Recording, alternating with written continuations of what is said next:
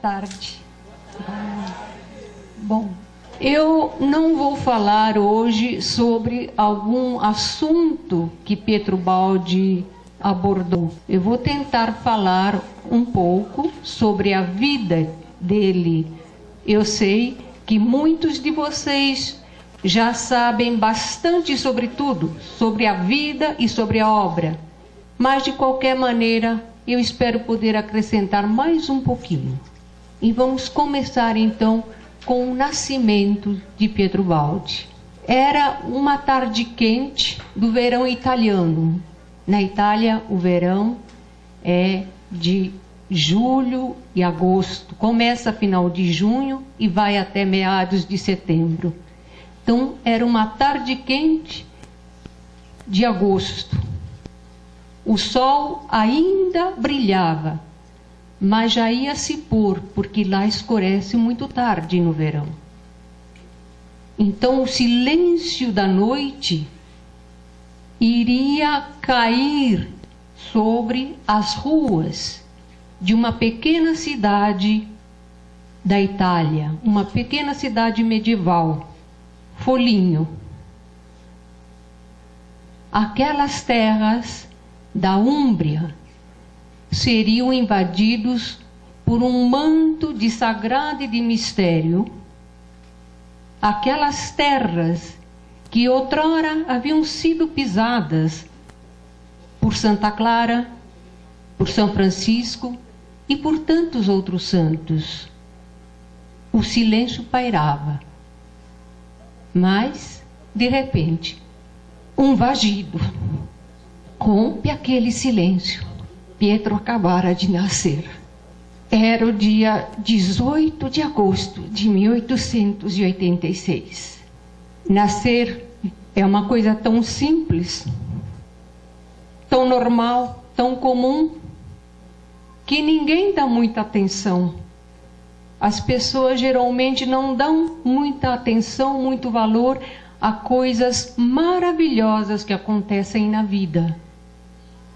Mas naquele feto que vem à luz, naquele pequeno ser, há abismos de sabedoria e de mistério, tanto do ponto de vista orgânico, como do ponto de vista espiritual. E aquele pequeno ser, aquela coisinha pequena, teve que percorrer um longo caminho para se transformar naquilo que é quando nasce, ao nascer. E o Baldi sintetiza isso muito bem no seu livro História de um Homem. Olhem bem, então, o feto resume e sintetiza a espécie, traz em si o passado e, sobretudo, em germe o futuro. Aquele ser é uma força cósmica, a vida, a força que não se pode deter. História de um homem. E assim o Baldi nasce e dá os primeiros passos nas terras da Úmbria. E como toda criança, ele tenta descobrir o mundo ao qual pertencia. Ele, desde pequeno, mostrava uma personalidade muito peculiar, muito característica. Ele era extremamente curioso, mas não curioso de futilidades. Ele queria sempre saber tudo de tudo. E ele fazia muitas e muitas perguntas para a sua família, para os seus familiares, para os empregados, porque a família era muito rica e havia muitos empregados, e principalmente para sua mãe, a dona Lavínia. E essas perguntas, às vezes, os adultos não queriam responder ou não podiam responder, não sabiam como responder. Então, por insistência própria de Pietro, e para dar paz à família também, ele foi para a escola aos 5 anos de idade. Vejam que ir para a escola aos 5 anos de idade naquela época é como ir para a escola aos 5 anos de idade hoje. As escolas lá não tinham as cores, a alegria que tem as escolas brasileiras atualmente. Naquela época não havia maternal, jardim, pré, não havia nada disso. Se entrava na escola, já se sentava na carteira com lápis e papel e borracha. E tinha que ficar quieto e prestar atenção ao professor. Mas assim mesmo, o Baldi quis frequentar a escola aos 5 anos de idade.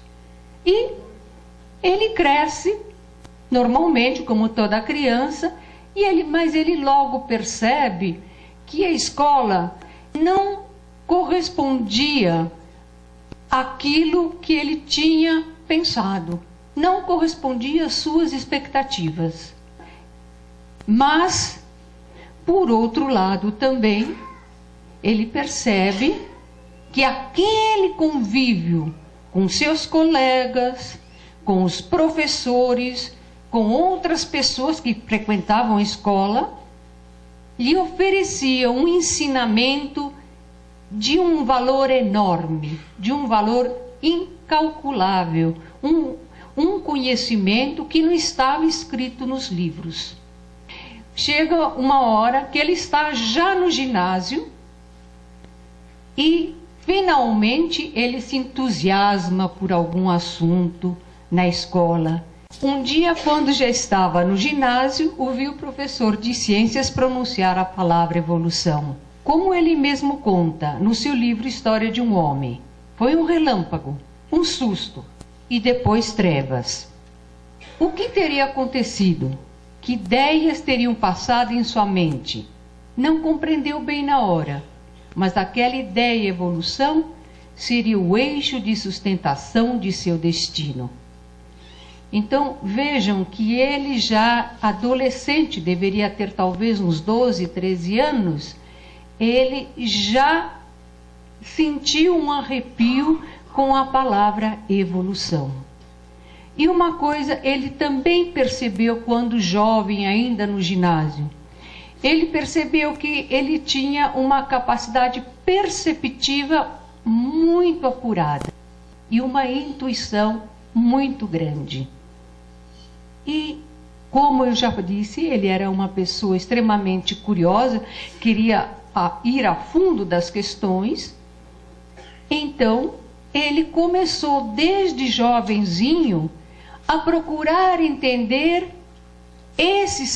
essa sua característica, e não só procurar entender, ele procurou aprender a utilizar essa sua capacidade intuitiva. Isso já adolescente. Ele começou a perceber que tinha essa grande intuição e começou a treinar essa sua intuição. Coisa que ele não percebia ser tão comum nos seus compatriotas, nos seus semelhantes, nos seus colegas, nos seus professores. Bom, e ele chega na hora de ir para a faculdade. E intimamente ele queria cursar medicina, ele se interessava muito por medicina. Mas naquela época se satisfazia muita vontade dos pais, e aí ele acabou fazendo a faculdade de Direito em Roma. Então ele teve que mudar de Foligno para Roma e cursou a faculdade de Direito em Roma. Lá, enquanto cursa a faculdade, ele gostava de aproveitar ao máximo o tempo. Então ele achou que podia aproveitar os momentos que lhe sobravam para aperfeiçoar o seu conhecimento. Então ele simplesmente aperfeiçoou os seus estudos de piano, que aliás ele era um exímio pianista. Além de ouvir as músicas clássicas, ele tocava muito bem piano. Ele aprendeu a escrever e falar fluentemente o francês, o inglês e o alemão. E era uma coisa interessante com o alemão, que quando ele ia escrever alemão, espontaneamente ele acabava utilizando termos arcaicos e escrevia com letras góticas, ou seja, com uma grafia que não era mais utilizada, era só utilizada na Idade Média. Então, isso foi mais um fato que lhe chamou a atenção. Bom, mas ele termina a faculdade de Direito, mas ele nunca quis exercer a profissão. Por quê? Porque para ele só havia uma lei verdadeira, a lei do Evangelho. E um juiz imparcial e justo, Deus. Imaginem vocês como é que alguém que só acredita na lei do Evangelho poderia exercer a profissão de advogado. Ele estaria se agredindo o tempo inteiro, ou na maioria das vezes. Então vejam o que ele escreve. Ele nunca quis exercer a profissão de advogado, porque para ele só havia uma justiça verdadeira, a do Evangelho. E só um juiz imparcial e justo, Deus. Com essa mentalidade, com essa maneira de pensar, realmente seria difícil exercer essa profissão. Mas como eu disse, ele aprendeu muito bem e se formou em línguas, particularmente no inglês, francês e o alemão. Então ele exerceu sim a profissão de professor de inglês. Como ele cursou a faculdade que os pais tanto queriam e ele se formou com brilhantismo, ele ganha um prêmio, ele recebe um presente dos pais, uma viagem para os Estados Unidos. Agora, qual foi a tese brilhante que ele escreveu e que foi muito aplaudida pelos examinadores? Vejam que interessante. O tema da tese de doutorado de Pietro Baldi: a expansão colonial e social da Itália para o Brasil. Isso ele escreveu em 1910. Então, já em 1910, intuitivamente, ele já tinha um carinho, um amor por esse país. Muito bem, ele defendeu a tese com brilhantismo, os pais ficaram muito felizes e lhe deram de presente uma viagem de 6 meses para os Estados Unidos. E coisa que ele fez. Ele viajou para os Estados Unidos. Naquela época, era quase que uma lei, se o jovem não se tornasse um padre ou uma freira, tinha que casar e constituir família. Então, enquanto ele estava nos Estados Unidos, os pais se preocuparam em procurar uma jovem que estivesse à altura do seu filho. E realmente encontraram. Quando ele volta dos Estados Unidos, eles lhe apresentam a noiva. Era uma jovem muito bonita, rica, bem educada, e eles se casam. E ele se casa em 1912. Então, no ano seguinte, em 1911, foi para os Estados Unidos. Em 1912 ele se casa. Agora vejam bem, o Baldi naquela época era um jovem, particularmente bonito como homem, muito rico, muito bem educado em todos os sentidos, tinha uma vasta cultura, viajado. Então ele tinha tudo. É ou não é? O que mais que ele poderia querer? Tinha tudo. Tinha uma mulher linda, já tinha filhos. O que mais que ele poderia querer? E, no entanto, ele tinha uma angústia. Às vezes, aquela angústia o deixava terrivelmente cansado, esgotado, acabava com todas as suas energias. Mas por que essa angústia? Ele tinha perguntas que ele não tinha conseguido responder e que, mesmo perguntando, as pessoas que eram consideradas mais sábias do que ele também não tinham conseguido responder. E que perguntas eram essas? De onde venho? Por que vivo? Para onde vou? Por que sofro? Então, depois de muito tentar encontrar as respostas, procurou as respostas na ciência, usando só a razão, procurou as respostas na religião, procurou as respostas na vida, também analisando fatos da vida. Ele chega à conclusão real, mas verdadeira, que ele não sabia nada. E que os outros também, os grandes sábios, não sabiam nada. Porque ninguém tinha tido a capacidade de lhe dar uma resposta coerente que satisfizesse a sua curiosidade, as suas perguntas. Então, como ele não era uma pessoa de deixar as coisas pela metade, ele nada começava e deixava para terminar depois. Ele decidiu, ele mesmo, investir num trabalho para encontrar as respostas. Então, para conseguir responder a esses questionamentos, ele tinha que aprimorar a sua consciência, evoluir. Então veja o que ele escreve: para poder avançar na investigação científica e ver o íntimo das coisas, é indispensável se utilizar o instrumento de pesquisa, a consciência.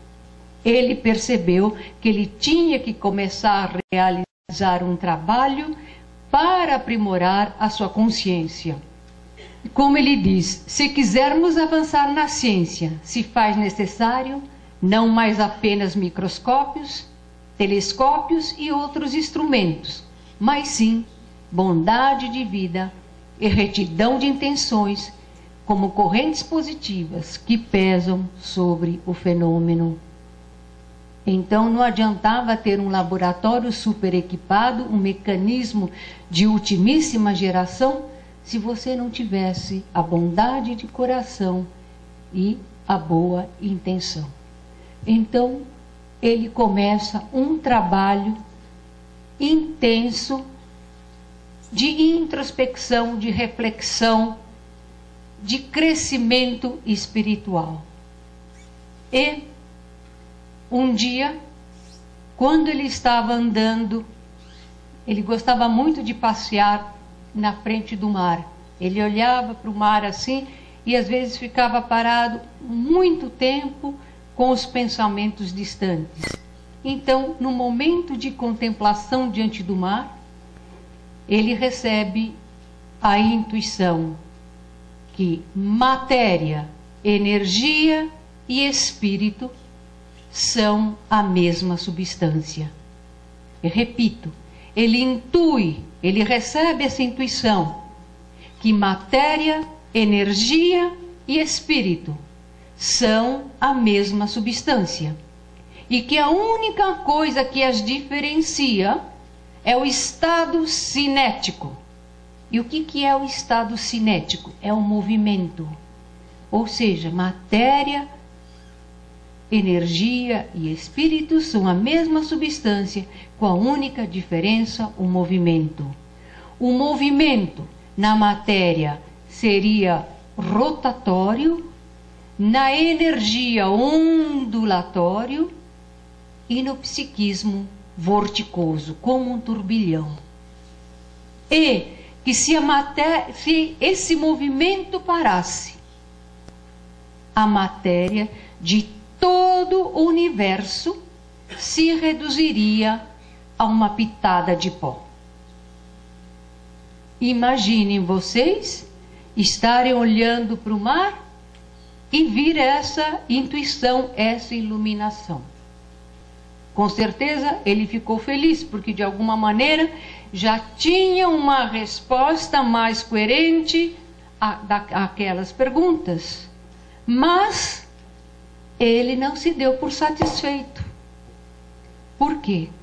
Porque ele queria saber tudo nos mínimos detalhes. Ele queria saber tudo, como acontecia, os pontos limites entre a passagem de matéria para energia e de energia para espírito.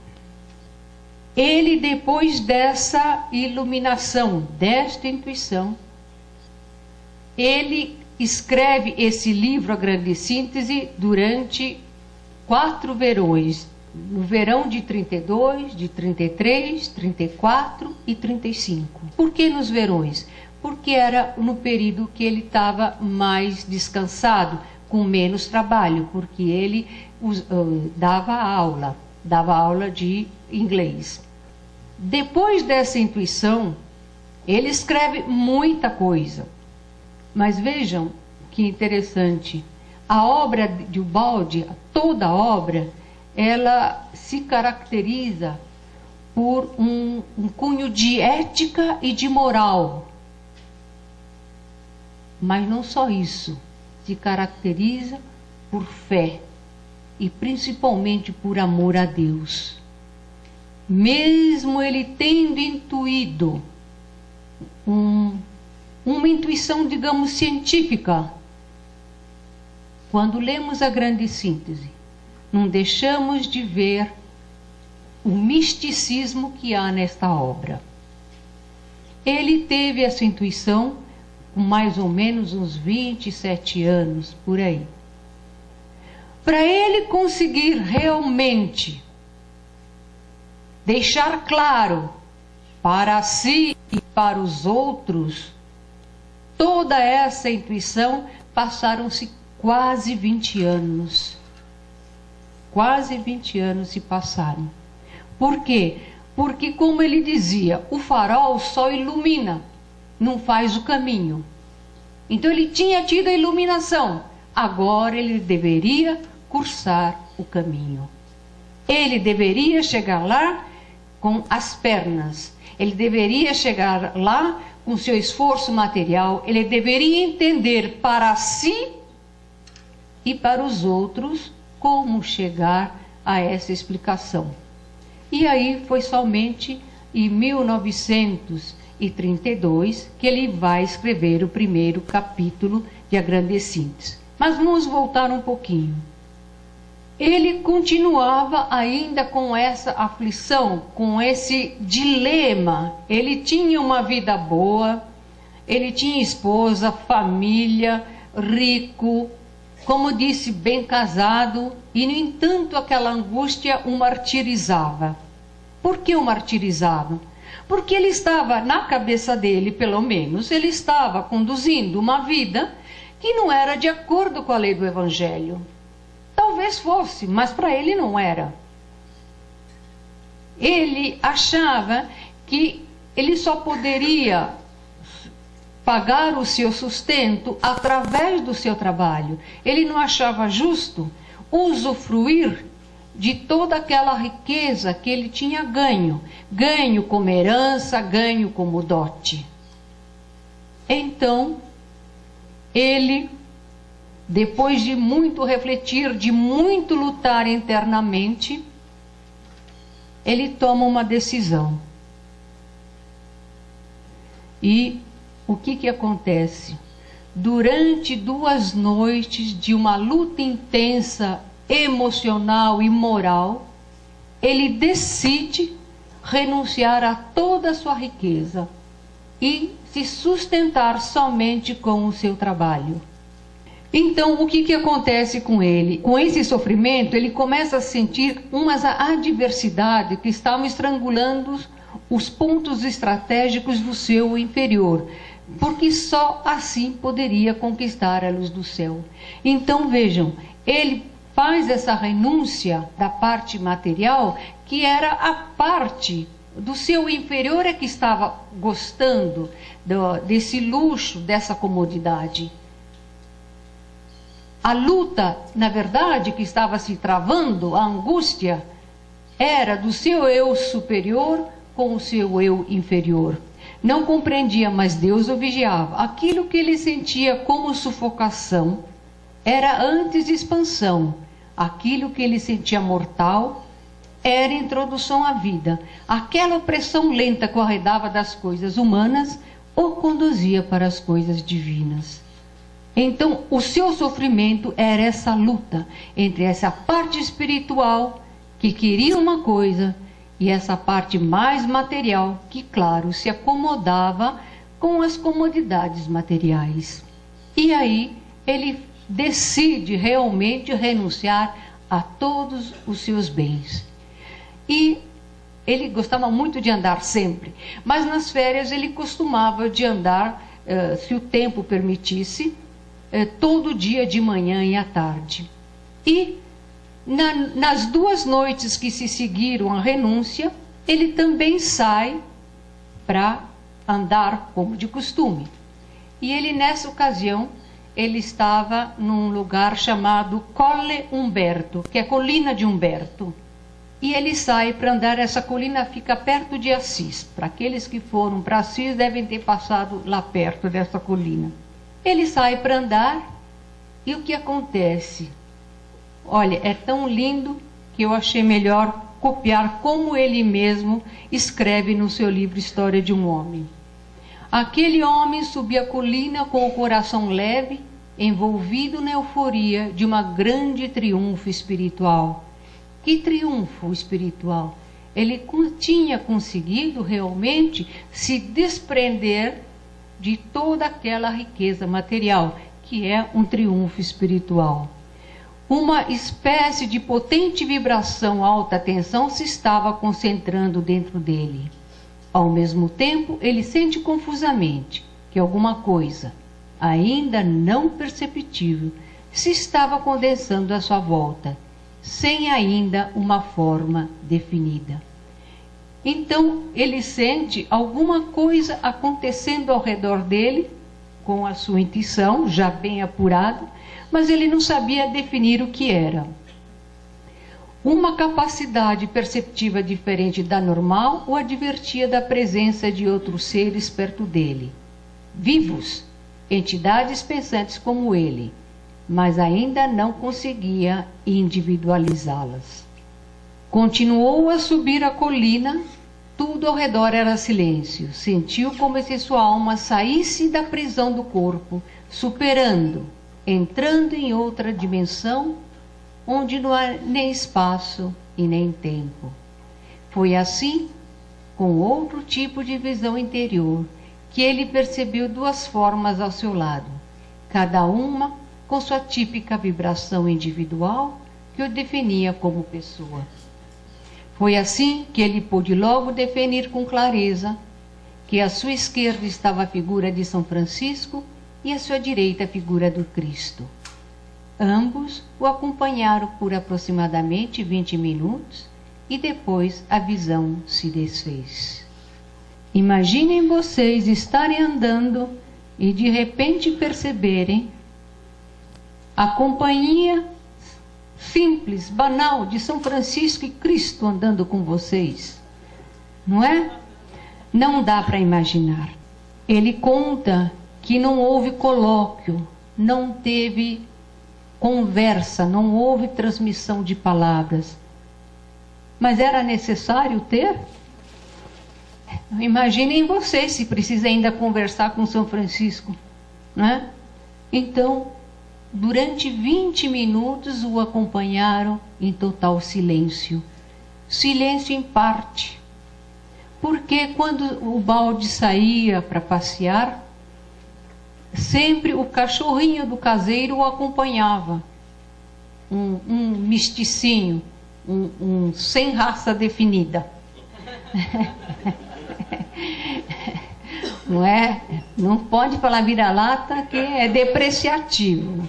É um misticinho de várias raças. Um mistinho, pronto.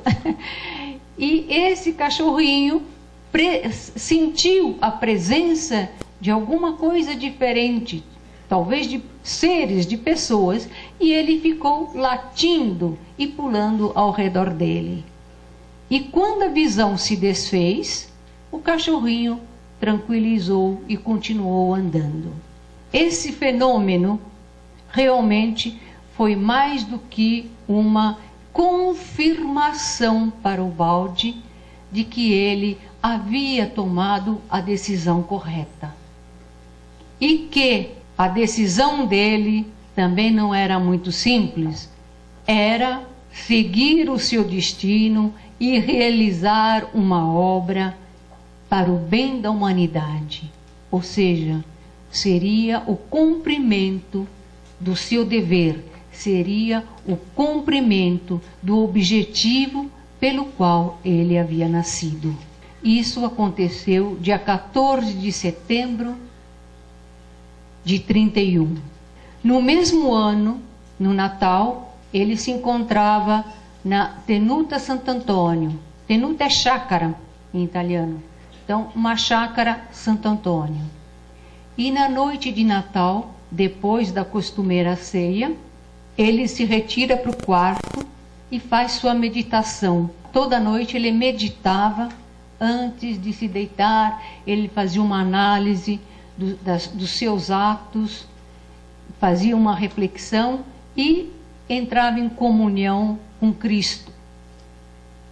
Então, na sua meditação, ele recebe a mensagem de Natal, que também, por ser de uma beleza incomensurável, eu transcrevi só um trechinho porque ela é muito longa. No silêncio da noite santa, escuta-me, põe de lado o saber e tuas recordações. Põe-te de parte, esquece tudo. Abandona-te à minha voz, inerte no vazio, no nada, no mais completo silêncio do espaço e do tempo. Neste vazio, ouve minha voz que te diz: ergue-te e fala, sou eu. Um pouquinho mais adiante. Não perguntes o meu nome, não procures individuar-me. Não poderias. Ninguém poderia. Não tentes uma inútil hipótese. Sabes que sou sempre o mesmo. E no final, eu presido ao progresso espiritual do vosso planeta. E para o progresso espiritual, um ato de bondade tem mais valor que uma descoberta científica. Então vejam, fiquem felizes quem não é cientista aqui, que sempre pode continuar o seu caminho espiritual, porque um ato de bondade tem mais valor que uma descoberta científica. Então gravem isso, gravem bem, porque um ato de bondade nós sempre temos a chance de praticar. Sempre.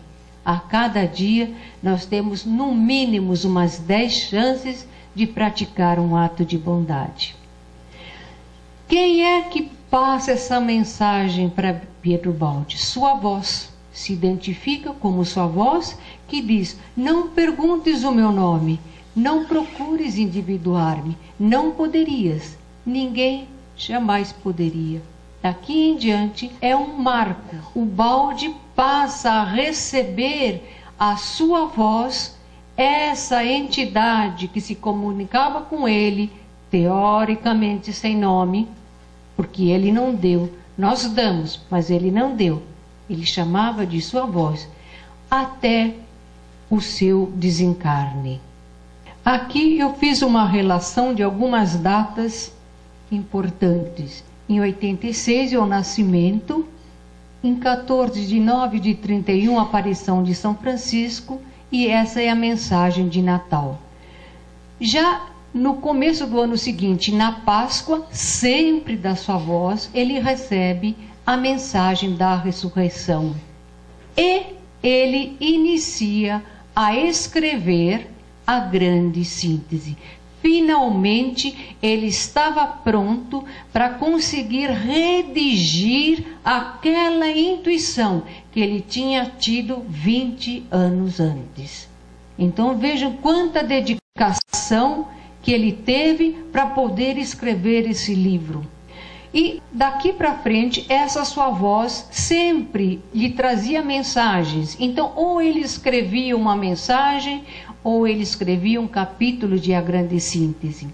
E, em 1933, no centenário da morte de Cristo, ele recebe a mensagem aos cristãos, sempre escrevendo A Grande Síntese.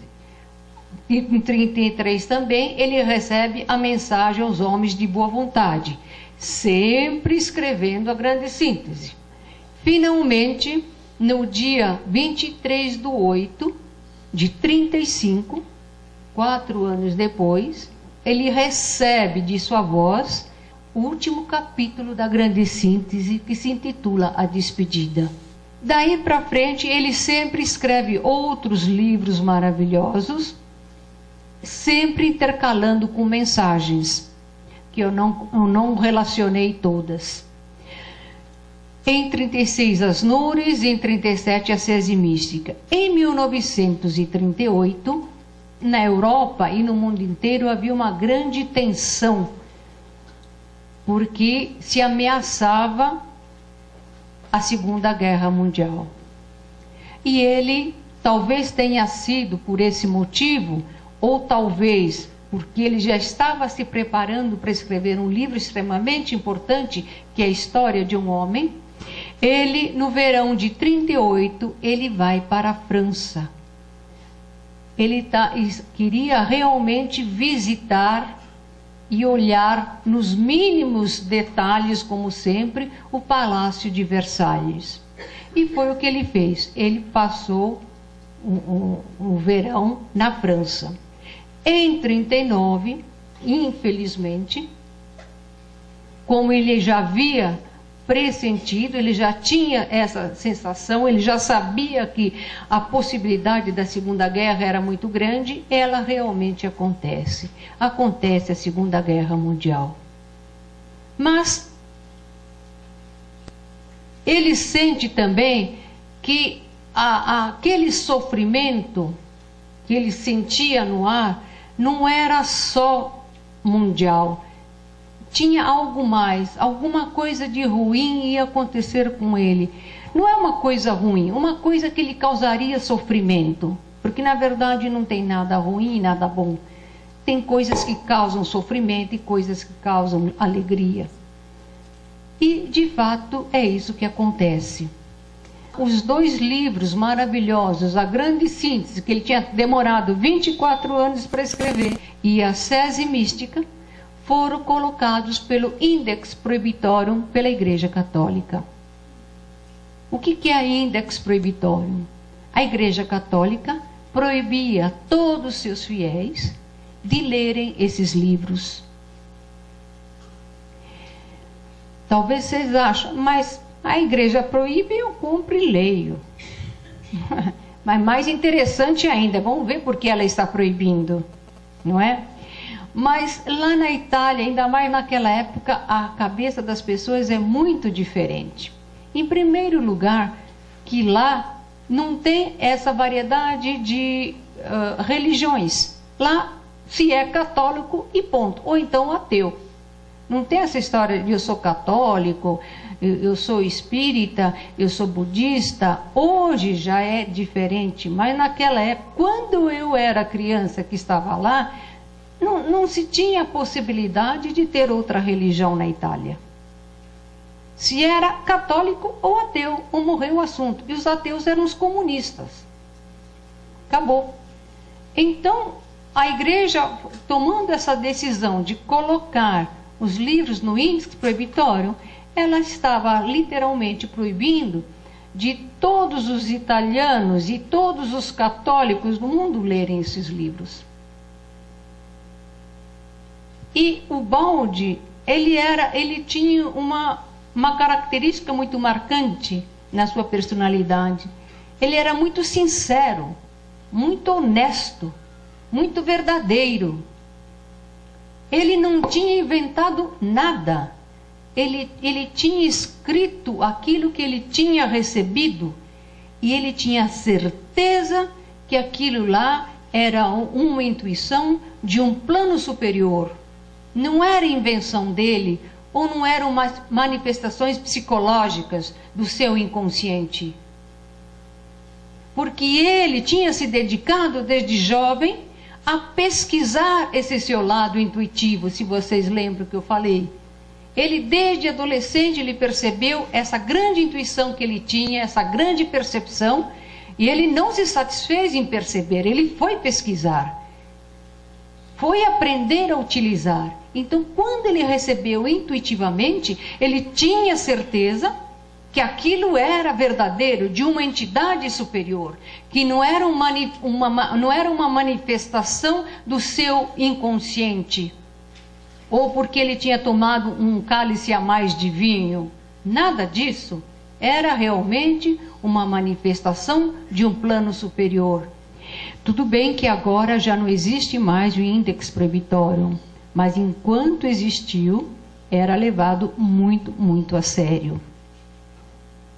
Então ele ficou triste com a atitude autoritária da Igreja Católica. Mas ele fez um exame de consciência, percebeu que ele não tinha feito nada de errado, então continuou a escrever, a receber a sua voz e seguir o seu destino. Não se deixou intimidar. Mas vejam, 2 fatos tristes aconteceram então em 39, a guerra e o Index Proibitório. Mas vejam que interessante, também foi em 39 que saiu a primeira edição da Grande Síntese em português, que foi um fato que deixou ele extremamente feliz. Vejam o que ele conta do Index Proibitório que eu falei. A notícia colheu de surpresa em sua laboriosa solidão numa tarde de novembro. Então renovou o exame de consciência e não encontrou no fundo de si senão a habitual harmonia com Deus. Sua alma sentiu que nada tinha a se reprovar e permaneceu em paz. Mas ele ficou triste. Aliás, ele ficava muito triste toda vez que ele deparava com o erro de outras pessoas. Era como um pai que fica triste quando vê que o filho erra e que o filho vai sofrer. E às vezes o pai não pode fazer nada e só lhe resta ficar triste. Tem que deixar o filho seguir o seu caminho. Então era mais ou menos esse o comportamento dele. Quando ele recebeu a mensagem de Natal em 31, ele ficou tão estarrecido com a beleza dessa mensagem que ele decidiu divulgá-la para o mundo. Então, no dia seguinte, ele a datilografou e a enviou para vários jornais de vários países. Claro que ele enviou também para os jornais italianos, né? Mas ele enviou aqui para o Brasil, para, se eu não me engano, é o Reformador e o Correio da Manhã do Rio de Janeiro. Ele enviou para a Argentina, enviou para a Bélgica, e essa mensagem teve uma tiragem no final de 300 mil cópias naquela ocasião. Imaginem vocês, em 31, ter uma tiragem de 300 mil cópias. Ela foi traduzida até em árabe. Eu não sei como os muçulmanos leram, mas ela foi traduzida, não é? Muito bem, então muitas pessoas começaram a conhecer Pietro Baldi desde 31, através dos seus escritos, dos seus artigos, que ele escrevia para vários jornais, mandava vários artigos, e ele começou a manter uma grande correspondência com o Brasil, e particularmente no Brasil, quem se correspondia bastante com o Baldi, devido à língua, era o professor Clóvis Tavares, o professor de Campos, né? Que eu tive a felicidade ainda de conhecê-lo. Em 39, como eu disse, saiu a primeira edição da Grande Síntese. Nessa época, ele já se correspondia bastante com brasileiros e com pessoas de outros países. Em 1941, ele escreve o livro História de um Homem. Em 43 a 46, e assim vai escrevendo. E sempre escrevendo, intercalando entre os livros, artigos e correspondência. Ele escrevia o tempo inteiro. Muito bem. Quando chega em 1950, ele recebe um convite do Brasil, através desse professor Clóvis Tavares, para vir dar um ciclo de palestras aqui. Um ciclo de palestras, na verdade, não eram 4 ou 5, foram mais de 20. Então, ele recebe esse convite em 1950, que ele aceita, apesar de que, naquela época, vir da Itália para o Brasil significava uma viagem de mais de 30 horas.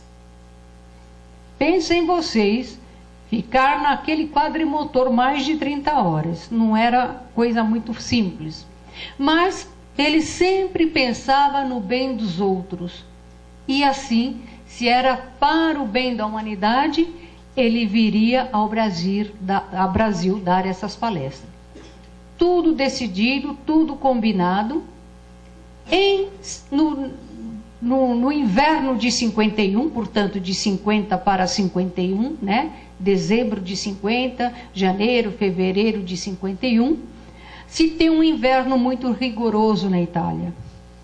E ele já não era novo, né? Tá certo? Então, ele já estava preparando todas as palestras, tudo organizado para vir ao Brasil em julho, que seria o verão italiano. Pouco antes de vir para o Brasil, e naturalmente, que é uma coisa muito acentuada na Europa, depois do inverno, as pessoas com um pouco mais de idade adoecem. Isso é uma constante. Então, ele contrai uma bronquite e fica acamado por mais ou menos um mês, com febre altíssima e atacado com a bronquite. Mas, claro, ele se via doente, ele tinha que recuperar as forças do corpo, mas a mente estava trabalhando. A sua voz não ia deixar ele em paz, a sua voz não estava muito preocupada com o corpo. Então, ele aproveita as 20 noites para escrever um livro maravilhoso, que é Deus e o Universo. E eu, quando estava escrevendo essa palestra, aconteceu uma coisa estranha. Eu me senti a última dos últimos seres humanos. Eu falei, puxa vida, ele escreveu um livro magistral desse em 20 noites, com febre mais de 39, e eu não consigo redigir uma palestra de 1 hora? É difícil, gente. Tem responsabilidade aí. Sinceramente, eu fiquei assim, me sentindo a última dos seres humanos. Mas tudo tem um porquê, né? Aí eu tive que tomar uns Nescaus, né? Uns Todds, energéticos, vamos em frente. E aí ele escreve essa magistral obra, que realmente é magistral, em 20 noites, com uma febre de mais de 39. Então ele embarca, vem para o Brasil e desce no aeroporto do Galeão, no Rio de Janeiro, onde ele é recebido por uma comitiva calorosa, porque o brasileiro realmente é muito expansivo e muito amoroso, né? O povo brasileiro realmente é muito amoroso. E dos quais estavam presentes, claro, o professor Clóvis Tavares. E vindo aqui ao Brasil, começa a terrível romaria. Eu digo terrível porque para um homem daquela idade, vejam, já era 51. Ele já estava com 65 anos de idade, gente. Tinha acabado de fazer uma viagem de mais de 30 horas. Tá certo? Saiu de um problema de saúde. Mas mesmo assim, chegando aqui, ele cumpriu tudo o que havia sido programado. Viajou de norte a sul pelo Brasil, em todas as cidades que parava, dava palestras e atendia, porque as pessoas, claro, que a gente entende, veio uma pessoa dessa magnitude, todos queriam conhecê-lo, abraçá-lo, beijá-lo, tocar na mão, tocar no pé, enfim, todos queriam encostar o dedinho em Ubaldi. Então, né, isso para a pessoa que faz isso é 2 minutos, mas quando você é o objeto que todos querem te abraçar, todos querem te beijar, chega uma hora que você não aguenta mais. Mas Ubaldi cumpriu direitinho o seu programa. Terminado o ciclo de palestras, antes de voltar para a Itália, os brasileiros se apaixonaram por Ubaldi e Ubaldi se apaixonou pelos brasileiros. E aí, ele recebe o convite de vir morar no Brasil, que ele aceitou desde que pudesse vir com a família. A família que ele se referia era o núcleo mesmo familiar, a esposa, a filha e as netas. E tudo bem, prometeram que lhe dariam casa, a possibilidade de sustento, tudo. Então ele chega na Itália com a notícia do convite para vir morar no Brasil. A família recebeu o convite de braços abertos, porque na Itália, naquela época, pós-guerra, era tudo muito, muito difícil. Tá? Então, e ainda mais, com os livros ainda no índex, que tinham magoado tremendamente o Baldi, não teve problema. A família, não, vamos para o Brasil. E assim começaram os preparativos para toda a família vir para o Brasil, coisa que aconteceu no final do ano de 52. Mas, antes de deixar a Itália, ele quis fazer uma visita a um local importante para ele. Ele foi para Roma, nós morávamos em Assis naquela ocasião. Ele foi para Roma e com seu amigo Alessio Galati, que já desencarnou, ele pediu para que fosse visitar o Carcere Mamertino. É uma prisão de Mamertino. Era uma prisão que fica perto do Coliseu e onde ficaram presos os cristãos na época da perseguição dos romanos. E lá ele se virou para o seu amigo Alessio Galati e falou: aqui eu estive preso com Paulo na época em que fomos perseguidos como cristãos. Então, aí é uma confirmação de quem ele tinha sido. Aí ele embarca para o Brasil e nós chegamos no Brasil em 8 de dezembro de 52. Uma coisa interessante na vida de Ubaldi é que as datas sempre têm que haver com uma coisa religiosa, uma coisa mística, uma coisa santa. Se vocês repararem nas datas, sempre aquele dia teve alguma coisa no passado ou é a comemoração de outra coisa. Chegamos no Brasil e agora as esperanças são muitas, mas a vida na Itália tinha sido difícil por muitos motivos. Guerra, índex, a renúncia dele, tudo bem. Mas aqui no Brasil também foi difícil. Foi muito difícil. E por que foi difícil a vida aqui? Porque muitas pessoas que se mostraram simpáticas, amigas, admiradoras da obra, que haviam feito muitas promessas, na verdade, eles queriam utilizar o Baldi e sua obra em benefício próprio, para tirar vantagens.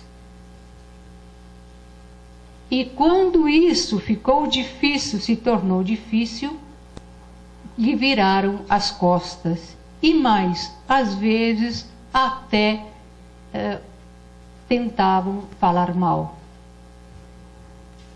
E aqui no Brasil, então, vejam, para ele poder continuar a obra que ele tinha decidido concluir lá em 31, quando ele fez a renúncia, que foi uma confirmação que ele ia seguir o seu destino e terminar a sua obra, ele veio para o Brasil para concluir essa obra. E para que isso acontecesse, ele precisava de paz de espírito, de tranquilidade. Então não teve outra alternativa senão a sua filha Agnese e seu esposo tomarem a posição de guardiães de Pietro Baldi. E foi o que aconteceu. A sua filha Agnese foi a bengala de Pietro Baldi. Foi uma verdadeira Joana d'Arc. Ela o defendia com unhas e dentes contra as pessoas que queriam se aproveitar. Claro que ela sempre respeitava e deixava os verdadeiros amigos, verdadeiros admiradores, que nós temos um aqui, se aproximar. Certo? Mas os outros não podiam ficar perto dele, porque só assim ele poderia completar a obra. E aqui no Brasil, então, ele foi acusado de muitas coisas, tá certo? De coisas que nunca aconteceram.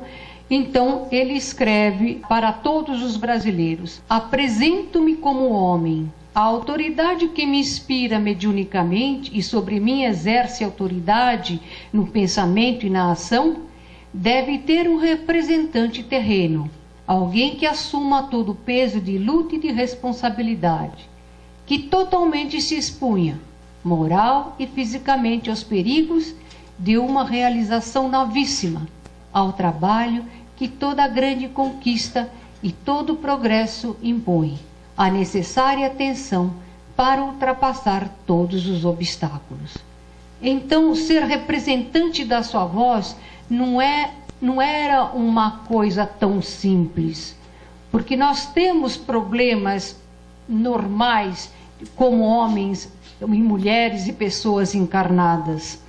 Então aqui, olha, alguém que assuma todo o peso da luta e da responsabilidade. Era uma luta realmente conseguir realizar a obra, e uma responsabilidade maior ainda. Ele tinha que ser totalmente fiel àquilo que recebia e transcrever de uma maneira que nós, seres humanos mortais, entendêssemos. Porque não era exatamente escrever talvez como ele recebia, era um lampejo. Vocês sabem que quando a pessoa tem uma intuição, a intuição é uma coisa plena, não é linear. Mas nós escrevemos com a lógica linear. Nós escrevemos uma palavra depois da outra. Mas a intuição é quase que esférica. Ela tem várias dimensões, tem várias medidas. E nós nunca conseguimos, por mais que a gente se esforce, transcrever no papel aquilo que nós intuímos. Sempre falta alguma coisa. Então, para que ele pudesse realmente transcrever aquilo que ele recebia, ele precisava de paz e tranquilidade. E isso ele conseguiu através de muita, muita, muita dedicação da filha e do seu marido. Nada possuo além do meu trabalho para viver e da minha obra para triunfar no bem. Dentro de mim e acima de mim, porém, vibra uma voz que infunde respeito, que me arrasta e a todos irresistivelmente arrastará. Voz que escuto e que devo obedecer. Bom, uma característica que ele tinha era de que ele recebia os títulos da obra, às vezes muito antes dele escrever a obra. E ele já havia recebido o título do seu último livro, que seria o livro Cristo. Mas ele ainda não tinha escrito o livro Cristo. Ele recebeu o título. E aí, uma pessoa foi entrevistar Pietro Baldi e perguntou sobre o livro Cristo. E ele diz o seguinte: o livro Cristo será o coroamento da obra, o vértice da pirâmide e também o ponto final da minha vida e o término da minha missão. Agora vejam que interessante. Nós morávamos em São Vicente nessa ocasião, e em São Vicente no verão é particularmente quente. E ele passava muito mal com o calor, ele sofria muito com o calor. Né? Nessa altura ele já estava velhinho, bem velhinho. Então, com muito sacrifício, a Agnese conseguiu, com a ajuda inclusive do arquiteto Julieto, que já está desencarnado, construir uma casinha em Cotia, no município de Cotia, né? Na Granja Viana. E era lá que ele ia passar o verão. E ele iniciou a escrever o seu último livro, o livro Cristo, nesta casinha onde se passava o verão. Era uma casinha bem simples. Mas olhem que interessante. A Granja Viana é um bairro grande que ocupa... hoje ele é um bairro assim, já de classe média boa. Na época só tinha chácaras. E o local onde essa casa fica até hoje se chama também Chácara Santo Antônio. Então, a primeira mensagem de Natal foi na Chácara Santo Antônio, na Itália. E o último livro dele também foi escrito, pelo menos iniciou, que depois ele continuou a escrever em São Vicente, na Chácara Santo Antônio. Então, como eu disse, percebam bem a cronicidade de todos esses fenômenos.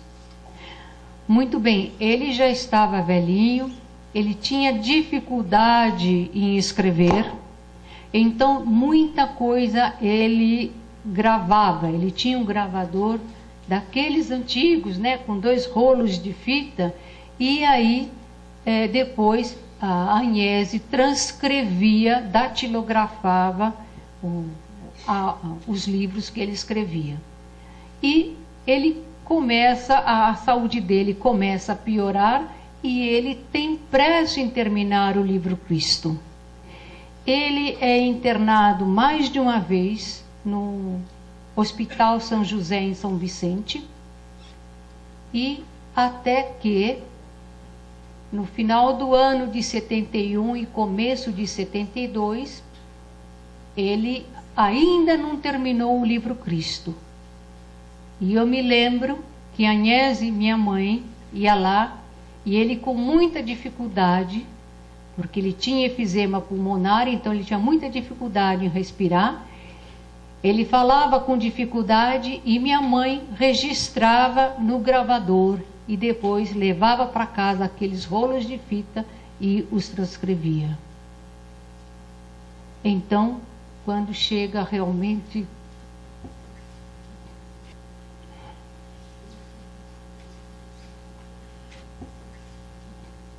Chega no dia 29 de fevereiro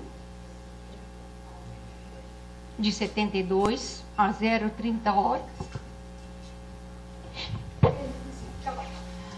a sinfonia está escrita, o cântico emudece para ressurgir em outras formas, em outros lugares. A voz apaga-se. O pensamento se afasta de sua manifestação exterior. Na profundeza, para seu centro no infinito. Entre você e o nosso queridíssimo Pietro Baldi, existe uma relação mediúnica ou espiritual? Sim, mas não pensem vocês que ele vem para me abraçar e dar beijos. Ele costuma vir para orientar de uma maneira até às vezes dura. Como aconteceu anos atrás, quando ele veio até meio zangado falar comigo, mas ele estava tão nítido, e ele falou: você tem o trabalho de cuidar bem do meu Cristo. E isso ficou muito gravado, porque, em primeiro lugar, eu não sei como cuidar do Cristo. Em segundo lugar, mesmo não sabendo, eu posso imaginar que deve ser uma tarefa sobre-humana, coisa que eu não me vejo a essa altura. Então, é muito difícil. Às vezes, eu pude entender melhor depois disso o sofrimento do meu avô e a responsabilidade que ele teve com a obra.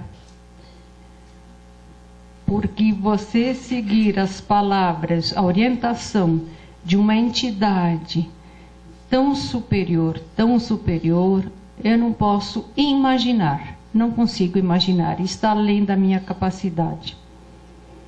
E uma coisa que eu falei no começo hoje foi muito verdadeira. Eu me senti a última das pessoas quando eu não conseguia redigir essa palestra, porque eu chorava.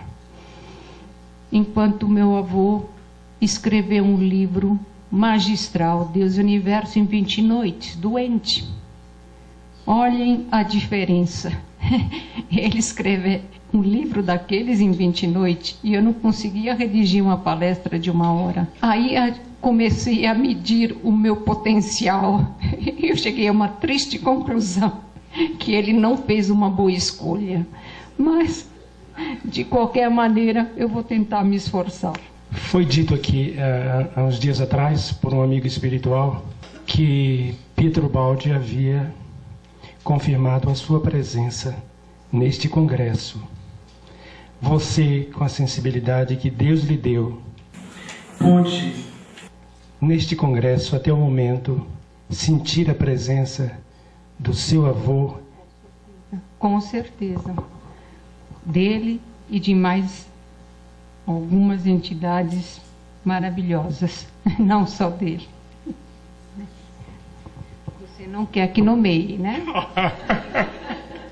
Microfone para suas palavras finais. Bom, gente, eu só posso agradecer a presença de vocês. Como eu falei ontem, eu fico muito feliz em ver cada vez mais pessoas interessadas na obra de Ubaldi. Porque estar interessada na obra de Ubaldi significa estar interessado na humanidade, no bem da humanidade. E é esse o nosso objetivo. Tentar melhorar o mundo, tentar diminuir o sofrimento desnecessário, não o necessário. Tem 2 tipos de sofrimento. Aquele que nos faz crescer espiritualmente, vocês devem desejar. Agora, aquele que não leva a nada, esse é tempo perdido. Então, esse é desnecessário. Então, muito obrigada por terem me ouvido e terem tido a paciência de estarem aqui enquanto eu estava com os meus chiliques. Tá? Obrigada.